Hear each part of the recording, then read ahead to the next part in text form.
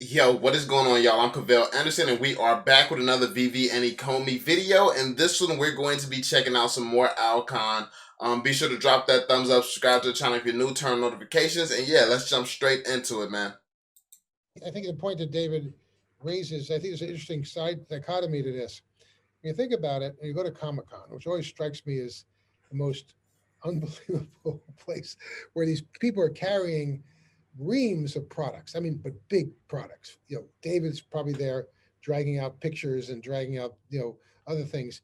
And I always thought to myself, where do you put all this stuff? Where do you put it? And now there's a way to put it someplace. Think about, it sounds crazy, but Veve doesn't take up any physical space, right? So you could have a collection that is, thousands of products, and yet it's not have been forcing you to live in your, your family room because your bedroom is full of stuff. I mean, it sounds funny, but it also gives you the ability to take it with you if you want to share that. And I'm sure down the road, I'm not going to give away any secrets, but under when you start seeing what else is being evolved, you're going to get inside that app. You're going to take your friends inside that app. You're going to be able to actually have experiences, which, if you did that in a real environment, you'd have to have a theater or a warehouse. So he knows something. He just almost let it slip, yo. Okay, Big Al. They got something they've been working on. So something that they've been working on that's kind of like a theater. But I think we pretty much know they're trying to get on a bunch of devices and things like that. So I wonder if that's what he's referring to. Like, or what could he be referring to right there? Let me know what y'all think. You start seeing what else is being evolved, you're going to get inside that app. You're going to take your friends inside that app. You're going to be able to actually have experiences, which, if you did that in a real environment, you'd have to have a theater or a warehouse. So I think that's a funny bit, but especially if you think about Asia, Japan, China, big cities where they live in apartments. So I think there's a lot of this consolidation that you can get with Veve and still not lose the essence of what you're trying to do.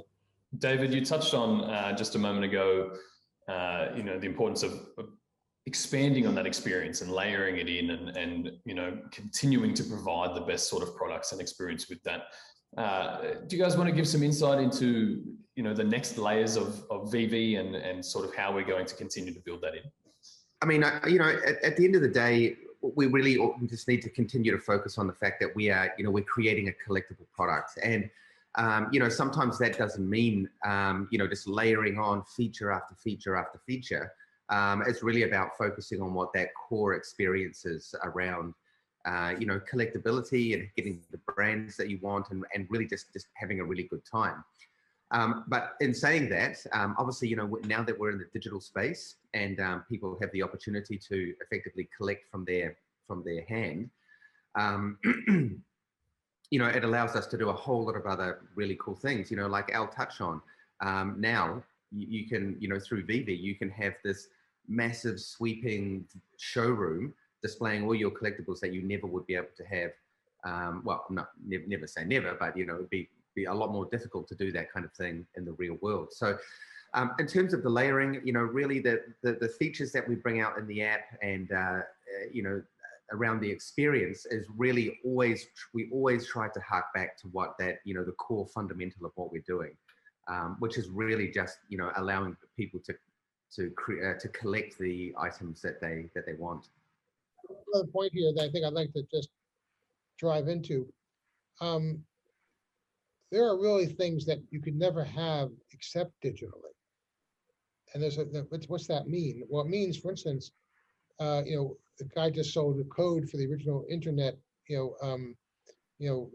program for $5 million, right? $5.2 million.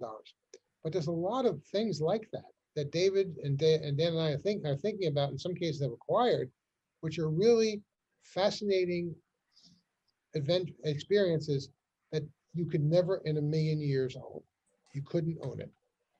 So did he just reveal we're getting some special type of content? So he made the comparison to like what the first code or something of the internet or something like that.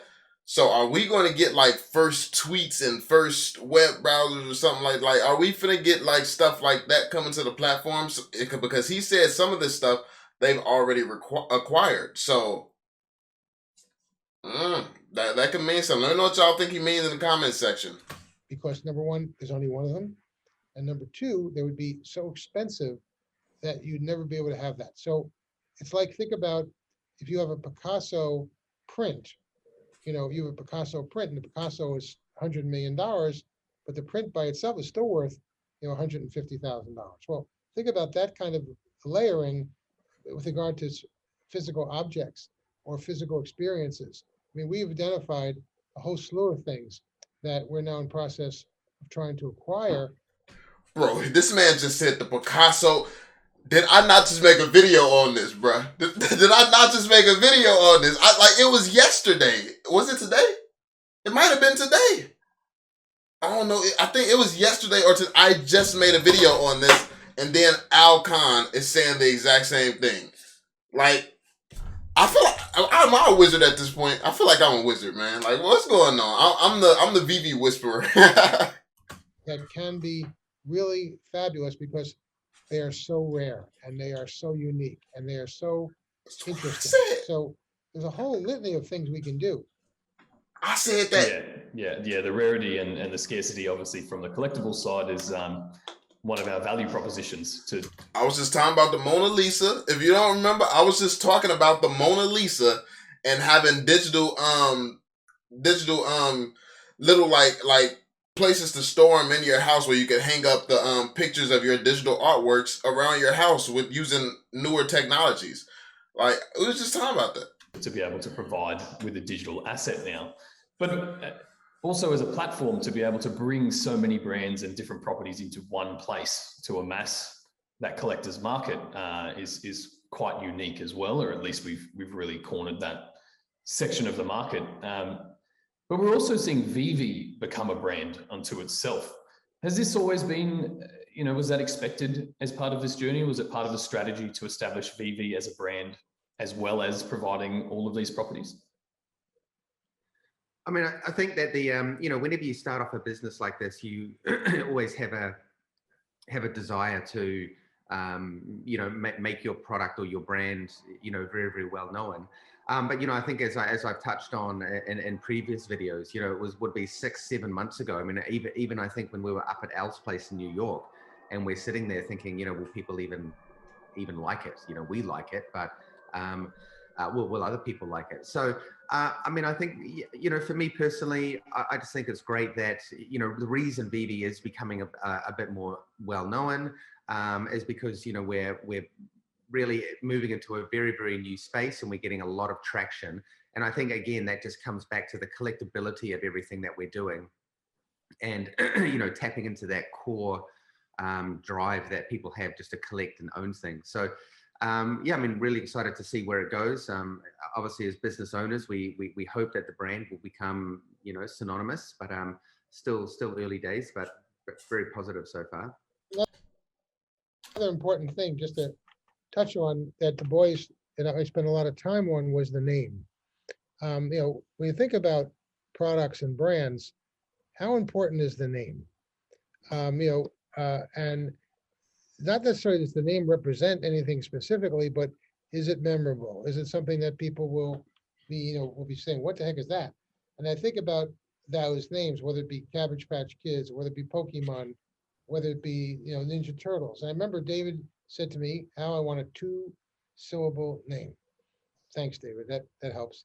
And so we went through, I don't know how many hundreds of names. And then we came up with the idea, with some of my people, that maybe, it's an alliteration of something, like it meant something else. In this case, was it a virtual experience or a virtual enterprise, right? So that's where you got, so they got the Veve. Then I found out that Veve is a Haitian witchcraft word, which nailed it for me. If I point, I said, that's it, that's the name.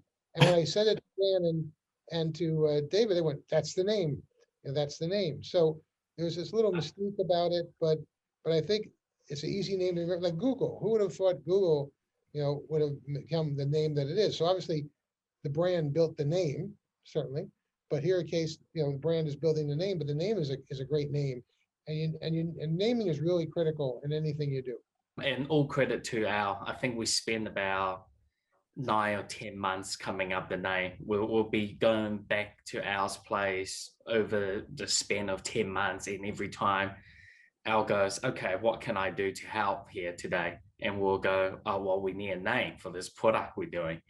And one of the main reasons is the word Ecomi was trademarked. We actually got a letter to tell us to take it down because there's other pharmaceutical companies uses that for their instrument.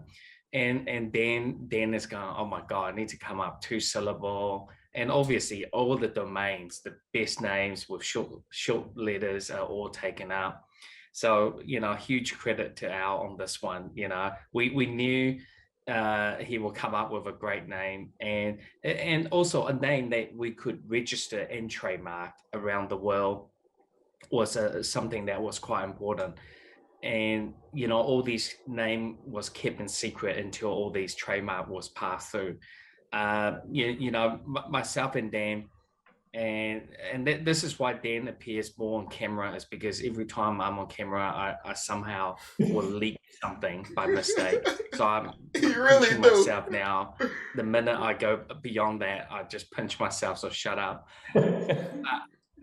We couldn't announce the name. Where there was so much stuff that we couldn't tell the audience, the brands that we're working with, the image, what's going to be the first release, down to what it looks like, the whole thing. So we had to work almost in secrecy to get this to reality.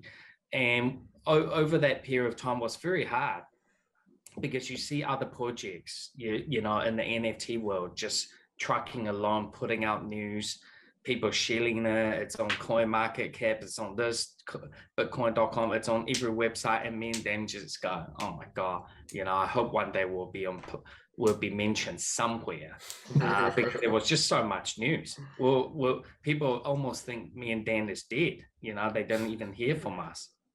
Yeah, and now it's every.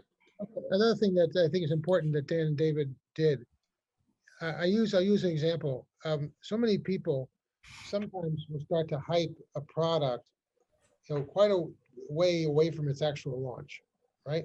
And the idea, they think the idea is to create some buzz around that particular idea. Well, there's certain ideas that it's hard to create buzz around because you have to see them. You have to hold them. When you say hold them, that's a funny word. You have to see them.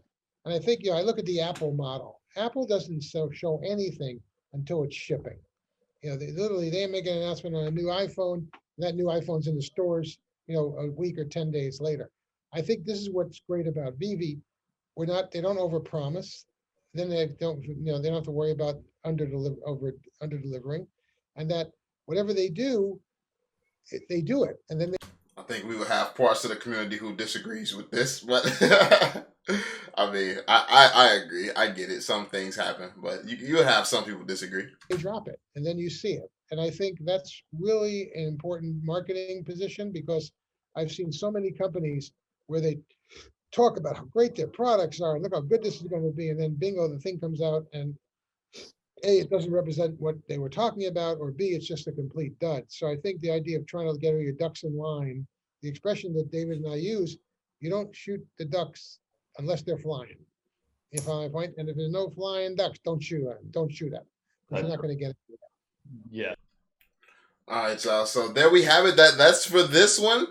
We'll probably do the last one in one swing, see what's going on for the remainder of the video. But this one was another interesting topic, because this was my favorite, obviously, because Al Kahn is mentioning things that I was just talking about. I was just talking about the Mona Lisa, just talking about how Veve could, you take something that's only one in the world, you can put it on Veve, it's multiples, and then you could put it in a picture frame, a digital picture frame where you can pull up your asset on a screen and put it in your house. And it's insane, man. It's insane being able to literally have a real version of the Mona Lisa or something like that, or the Picasso. So let me know what you all think in the comment section down below. Be sure to drop that thumbs up, subscribe to the channel if you are new, and I'm gonna catch y'all on the next one.